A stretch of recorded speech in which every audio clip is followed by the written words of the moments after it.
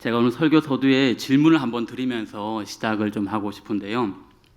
이 질문에 스스로 가슴으로 한번 답을 해보시면 좋을 것 같습니다. 나는 행복한가? 또 반대로 나는 그러면 혹시나 아니면 불행한가? 를 한번 좀 질문을 해보시면 좋을 것 같습니다. 그리고 또 만약에 행복하다면은 무엇 때문에 나는 행복하다고 말할 수 있는가? 또 행복하지 못하다면 나는 지금 무엇 때문에 행복하지 못하는가? 한번 스스로에게 답을 해보시고 또 이렇게 답을 또 마음 가운데 해보시면 좋을 것 같습니다. 사실 이 이 행복을 추구하는 것은 인간의 본성이기도 합니다. 우리나라의 헌법에도 보니까 이 전문에 이런 글귀가 내용이 기록되어져 있더라고요. 우리들 자손의 안전과 자유와 행복을 영원히 확보할 것을 다짐하면서 이 헌법을 개정한다. 그러니까 행복을 영원히 확보할 것을 위해서 이 헌법이 개정이 되었다는 것입니다. 그러면서 그 뒤에 조금 보니까요, 또 이런 말이 있더라고요. 모든 국민은 인간으로서의 존엄과 가치를 가지며 행복을 추구할 권리가 있다. 네. 어떤 면에서 사실 모든 사람들은 행복하기를 위해서 공부도 하고 또 행복하기 위해서 돈을 벌기도 하고 행복하게 살고 싶어서 결혼을 한다고 해도 과언이 아닐 것 같습니다. 누구도 아마 나는 불행하고 싶습니다 라고 얘기하시는 분은 아무도 없을 것 같습니다. 어느 누구든지 이 행복, 복에 대해서는 참 관심이 많은데요. 그런데 성경에서도 보시게 되면은 복에 대해서 굉장히 이 관심이 많다는 것을 발견하게 됩니다. 다만 성경에서 말하는 복은 우리가 현재 생각하고 있는 복과는 이제 상당한 차이가 있다는 것입니다. 우리가 생각하는 행복은 거의 다 어쩌면 이 환경에 의존하는 것들입니다. 삶이 좀 편리해지고 또 물질적으로도 좀 여유가 있고 몸도 건강하고 가정이 편안하고 하는 일이 잘 되었으면 참 행복하다, 이렇게들 많이 얘기들 합니다. 전혀 틀린 것은 아닙니다. 그런데 성경에서 말하는 이 행복, 복이라는 것은 현재의 환경과는 조금 거리가 있습니다. 하나님의 은혜를 의지하는 것에서부터 나오는 것이다 라는 게 이 성경의 원리입니다. 즉 하나님과의 이 관계에서 오는 존재의 상태를 말하는 것입니다. 그렇기 때문에 지금 내가 설사 행복을 느끼지 못하고 있다 하더라도 하나님의 관점에서 보게 되면은 그 인생이 복될 수도 있다는 뜻입니다. 우리가 잘 아는 시편 1편에서 이 복에 대해서 이렇게 말씀을 하는데요. 복 있는 사람은 악인의 꾀를 따르지 아니하며 죄인들의 길에 서지 아니하며 오만한 자의 자리에 앉지 아니하고 오직 여호와의 율법을 즐거워하여 그 율법을 주야로 묵상하는 자로다. 할렐루야. 시편 1편은 어떤 사람을 행복한 사람이라고 말씀을 합니까? 돈이 많은 사람도 아니고요, 또 오래 사는 사람 아니고요, 건강한 사람도 아닙니다. 즉 하나님과의 관계가 올바르게 정립된 사람을 복 있는 사람으로 정의합니다. 즉 하나님의 말씀대로 살고자 하는 사람, 그리고 주님을 내 삶의 주인으로 모시고 사는 사람, 또한 매일 주님과 동행하는 삶을 사는 사람, 그런 사람을 복 있는 사람이다, 이렇게 말씀하는 것입니다. 오늘 본문에서도 제가 짧은 한 절의 이 본문을 읽었는데요, 오늘 본문에서도 복에 대한 이야기를 합니다. 예수님의 첫 번째 설교 산상수는 이 8가지의 복을 가지고 시작을 합니다. 흔히 팔복이라고 말씀을 하는데요, 팔복은 마치 우리가 이렇게 살아야만 구원을 얻을 수 있다는 것이 아니라 여기서 이런 사람이 복된 사람입니다 라고 인정하는 것입니다. 이 팔복은 어려운 삶의 과정 속에서도 하나님의 복을 경험할 때에 기뻐할 수 있는 은혜, 그것을 말하고 있는 건데요. 그래서 이 예수님의 팔복은 우리가 이해하기가 쉽지도 않고 또 선뜻 받아들이기도 쉽지 않는 것 같습니다. 왜냐하면 우리가 복이라고 할 때 이 복이라는 것과 주님이 말씀하시는 복이라는 것에 이 간격이 있기 때문에 그런 거죠. 본문을 한번 살펴볼까요? 이 팔복에 처음부터 지금 말씀하기로 복에 대해서 얘기를 하는데 이렇게 얘기를 하죠. 가난한 사람이 복되다 이렇게 말씀을 합니다. 그런데 어느 시대이든지 간에 가난이 축복이고 빈곤함이 행복이 있다 이렇게 말할 때 동의할 사람은 아무도 없습니다. 경제적인 관점에서만 보면 오히려 그 사람은 불행한 사람인 것 같습니다. 오늘 본문에 예수님께서 가난한 자가 복되다 이렇게 말씀하는데요. 오늘 우리는 이 가난한 것이 무엇인지 좀 포커스를 맞추면은 이 말씀의 해답을 좀 찾아 나갈 수 있을 것 같습니다. 이 가난이라는 단어의 원어를 잠시 살펴보면은 이것은 그저 그냥 남들보다 조금 부족한 그런 정도를 말하는 게 아닙니다. 여기서는요, 파산된 상태를 얘기하는 겁니다. 완전히 파산된 상태, 절대적인 빈곤을 말하는 것이죠. 그들의 삶에 어느 것도 그 사람 스스로가 만들어낼 수 없는 상태, 이런 상태를 말하는 단어가 바로 가난의 원어입니다. 그런데 우리가 여기서 눈여겨볼 것은요, 예수님이 오늘 그런 가난을 얘기하면서 육체적인 가난도 얘기하지 않는다는 겁니다. 그러면서 이 심령이 가난한 자에 대해서 오늘 말씀하고 계신다는 것이죠. 그래서 이 말씀이 의미하는 것은 영적으로 파산된, 영적으로 완전히 파산된 사람을 얘기하는 겁니다.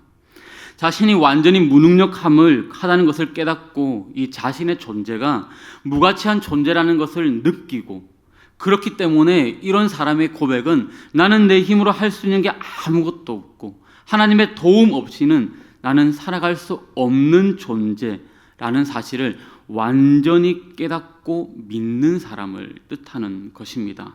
이런 사람을 보고 심령이 가난한 사람이다 이렇게 말씀하는 겁니다. 시편 34편 6절에서 이렇게 권면을 하는데요. 이 곤고한 자가, 가난한 자겠죠. 이 곤고한 자가 부르짖는데 여호와께서 들으시고 그의 모든 환난에서 구원하셨도다. 아멘. 천국은 이런 사람들의 것이라는 뜻입니다. 하나님의 나라는 하나님 앞에 스스로 아무것도 할 수 없음을 느끼는 자들의 것입니다. 우리가 이러한 가난한 상태가 되면 어떨까요? 그런 가난한 사람은 내가 주장할 것 없습니다. 남에게 충고할 것도 없고요. 판단하고 정죄할 것도 없고요. 남에게 권고할 것도 없습니다. 내가 아무리 많은 봉사를 하고 내가 아무리 많은 헌신을 한다고 해도 그것이 내 의가 될 수 없다는 뜻입니다. 오직 하나님의 긍휼과 은총 밖에는 내가 기대할 수밖에 없다. 그것을 아는 사람, 이게 바로 심령이 가난한 사람인 것입니다. 그렇기 때문에 그런 자는 주님의 도우심만을 바라볼 수밖에 없는 것입니다. 여러분, 우리는 이 가난이라는 단어가 나오면은 의식적으로 좀 위축이 되는 것 같습니다. 왜냐하면은 이 가난이라는 단어를 듣는 순간 물질적인 것으로 우리가 많이 연결을 시켜버리기 때문에 그런데요. 그런데 우리가 잘 한번 생각해 보십시오. 물질이 가난해도 마음이 가난하지 못한 사람이 있습니다. 마음이 부한 사람이죠. 그런 사람의 특징은 무엇입니까? 열등감입니다. 내가 물질이 없다고 그러는 거지, 내가 못 배웠다고 그러는 거지, 내가 이렇다고 그러는 거지, 자꾸 열등감으로 바뀌게 됩니다. 왜 그렇죠? 마음이 가난하지 못해서 그렇습니다. 그리고 또 반대로 물질이 부요해도 마음이 부유한 사람, 마음이 가난하지 못한 사람도 있습니다. 성경에 그런 사람이 예가 나오는데요. 누구일까요? 바로 부자 청년. 우리 공간복음에 나오는 부자 청년 이야기 잘 아실 겁니다. 이 청년이 예수님에게 와서 이런 질문을 하죠. 선생님, 내가 어떻게 해야지 영생을 얻을 수 있습니까? 그런 질문을 합니다. 여기에서 이 젊은이의 질문만을 바라보게 되면은 이 젊은이는 인생에 있어서 참 중요한 것에 관심이 많은 사람이구나, 그렇게 생각할 수 있습니다. 그런데 예수님은 그 젊은이의 마음을 꿰뚫어 보셨습니다. 바로 정확하게 보셨는데요. 마음속에 정말 강하게 그가 붙잡고 있는 것이 뭔지를 알고 계셨습니다. 그래서 그 청년에게 그렇게 말씀을 하는 겁니다. 네가 가지고 있는 모든 것을 다 팔아서 가난한 사람에 주라. 그리고 나를 쫓으라. 예수님의 이 말씀이 끝나자마자 이 청년은 그렇게 했습니까? 그렇지 않습니다. 오히려 슬픈 기색을 띠고 돌아갔다, 그렇게 말합니다. 주님을 따라가지 못했습니다. 이 청년은 물질이 주님보다 더 중요했기 때문에 포기할 수가 없었던 것입니다. 우리가 이런 예를 들면은 우리가 주님을 따라가려면은 이 물질을 포기해야 한다, 이렇게 이해할 수 있는데요. 그것을 말하는 게 아닙니다. 이런 부자 청년은 결국 물질 때문에 언제든지 주님을 떠날 수가 있고 언제든지 주님을 배반할 수 있다는 것입니다. 그에게는 주님이 전부가 아니기 때문에 그런 것이죠. 반면에 부자이면서도 아까 마음이 가난한 사람, 성경에 누가 있을까요? 누가복음 19장에 나오는 우리가 잘 아시는 삭개오가 그 예가 됩니다. 삭개오가 예수님을 딱 만났는데요. 이 삭개오가 예수님께 이렇게 얘기를 하죠. 내 소유의 절반을 가난한 자들에게 주겠고, 만일 누구의 것을 속여 빼앗은 게 있으면은 4배를 갚겠습니다. 그렇게 얘기를 하죠. 그 삭개오의 말을 들으신 예수님께서는 이 믿음이 정말 훌륭하다, 칭찬을 하십니다. 무엇을 뜻하는 것이죠? 저는 지금 물질을 어떻게 사용해야 된다를 말씀드리는 게 아닙니다. 이 물질이 모든 것보다 예수님이 전부입니다 라는 사실을 고백하고 있다는 것, 이게 바로 삭개오의 모습, 또한 마음이 가난한 자의 모습이라는 것입니다. 심령이 가난한 자는 하나님 앞에서 이 깨어진 마음을 갖는 겁니다. 실패할 수밖에 없는 이 연약함을 인정하고 내 속에 죄악이 가득하다는 것을, 이렇게 내가 별 볼 일 없다는 존재라는 것을 인정하고 그것을 내볼 줄 알고 자백할 줄 아는 마음, 심령이 가난한 자입니다. 예수님의 수제자로 불렸던 이 베드로 어부에 대해서는 베테랑 사람입니다. 그는 갈릴리 바닷가를 자기 손바닥 알듯이 알고 있는 사람입니다. 그 사람이 밤새도록 고기를 잡았는데요, 한 마리도 못 잡았습니다. 그런 베드로에게 예수님이 얘기를 하죠. 깊은 데로 가라. 그렇게 고기를 다 건지고 베드로가 주님 앞에 무릎 꿇고 했던 고백이 있습니다. 무엇입니까? 주여, 나를 떠나시옵소서. 나는 죄인입니다. 여러분, 좀 이상하지 않습니까? 예수의 말을 듣고 고기를 많이 잡았으면은 우리 같으면 보통 선생님 정말 감사합니다, 어떻게 이런 일이 생겼습니까? 이렇게 나오는 게 통상이지 않겠습니까? 그런데 이렇게 표현해야 되는데 무릎을 꿇고 나는 죄인입니다, 나를 떠나십시오. 왜 그랬습니까? 베드로가 본 겁니다. 뭘 보았죠? 자신을 본 겁니다. 지금 자신의 경험, 자신의 지식, 그리고 자신이 갖추고 있었던 모든 것들이 한순간에 주님 앞에 서는 아무것도 아니라는 것을 적나라하게 바라본 것입니다. 그 순간에 자기는 한낱 죄인에 불과하다는 것을 깨달은 것이죠. 내가 의로운 것이 아니라 정말 더러운 죄인이라는 것을 보게 된 것입니다. 그리고 그는 무릎을 꿇고 나를 떠나십시오, 이렇게 고백하는 것이죠. 바로 그의 모습이 마음이 가난해지는 순간입니다. 유명한 전도자였던 이 D.L. 무디라는 사람의 유명한 일화가 있습니다. D.L. 무디가 이 미국의 한 도시에서 전도 집회를 열게 되었습니다. 무디가 왔다는 소식을 듣고 많은 기자들이 여기저기에서 몰려들었는데요.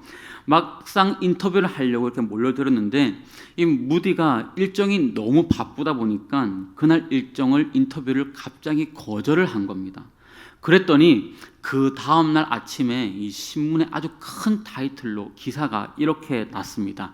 교만한 전도자 무디, 이렇게 난 겁니다. 인터뷰를 안 했다는 거죠.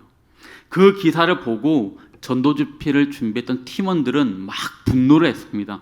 어떻게 이렇게 기사를 쓸 수 있냐고. 그런데 그렇게 분노하는 팀원들을 보면서 무디는 이런 얘기를 했습니다. 그 기자들이 나를 잘 몰라서 그래. 진짜 나를 알면은 그렇게 안 써. 나는 그보다 훨씬 더 교만한 사람이거든. 만약에 그 기자들이 나를 제대로 알았다면은 훨씬 더 교만하게 글을 썼을 거야. 이렇게 대답을 했습니다. 여러분, 마음이 가난하다, 이것을 그저 자신을 비하시키는 게 아닙니다. 정확하게 이것은 자신을 잘 아는 겁니다. 자신의 상태를 잘 아는 것, 이게 마음이 가난한 것입니다. 지금 이 자리에서도 여러분들이 앉아 있는데 여러분 가운데 구원받을 만한 자격 있는 사람이야. 나는 내가 그렇게 의롭다고 당당하게 말할 수 있는 분이 혹시 있으실까요? 나의 의, 나의 행실, 그런 것 가지고 하나님의 설 수 없는 존재이지 않겠습니까? 그래서 구원이 우리에게는 은혜이고 또한 감격인 것입니다. 하나님의 긍휼이고 그 자비가 아니면은 구원은 얻을 수 있는 게 아닙니다. 하나님의 사랑이 아니면은 구원의 일에 참여할 수가 없습니다. 그렇게 나를 아는 자는 주님을 의지할 수밖에 없는 겁니다. 주님이 손 내밀지 않으면은, 주님이 잡아주시지 않으면은, 주님이 건져주시지 않으면은, 그러면 살아갈 수 없다고 고백하는 것입니다. 이것이 오늘 가난한 마음입니다. 그래서 오늘 이 심령이 가난한 자는 복이 있나니 천국이 그들의 것입니다. 이 말씀을 다시 제가 정리해서 풀어서 이렇게 말할 수 있을 것 같습니다. 완전하게 부서져서 자신의 무능력을 깨닫는 자들이요, 당신들은 정말 행복한 사람들입니다. 자신의 무가치함을 알고 하나님의 도우심을 구하는 자들이요, 당신들은 정말 행복한 사람들입니다. 아무것도 할 수 없는 죄인임을 깨닫고 주님 앞에 날마다 벌벌 떠는 사람들이요, 당신들은 정말 행복한 사람들입니다. 당신들은 천국의 삶을 부여받아 받을 만한 가치가 있는 사람들입니다. 아니, 당신들은 이미 천국의 삶을 살고 있기 때문입니다. 오늘 이것이 팔복에서 말하는 이 첫 번째 심령이 가난한 자의 복입니다. 이제 말씀을 정리하도록 하겠습니다. 사랑하는 우리 성도 여러분, 오늘 이 자리에 우리가 예배 드리러 오신 분들 중에 혹시라도 이렇게 우리가 상한 마음을 가지고 오신 분들이 계십니까? 또한 찢겨진 마음으로 가지고 오신 분들이 계십니까?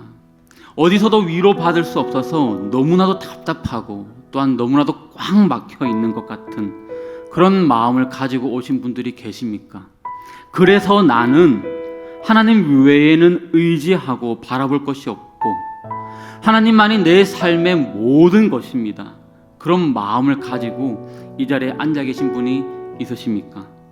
그렇다면 그런 분들은 정말 행복한 분들입니다. 왜냐하면 주님이 그분들과 함께 하시기 때문입니다. 오늘 이 밤에도 그 가난한 마음으로 주 앞에 기도의 자리로 나아감으로써 천국의 복, 오늘 본문이 말씀하니 천국의 복과 기쁨을 누리시는 그런 우리 모두가 다 되시기를 소망합니다. 우리 한 시간 같이 기도하시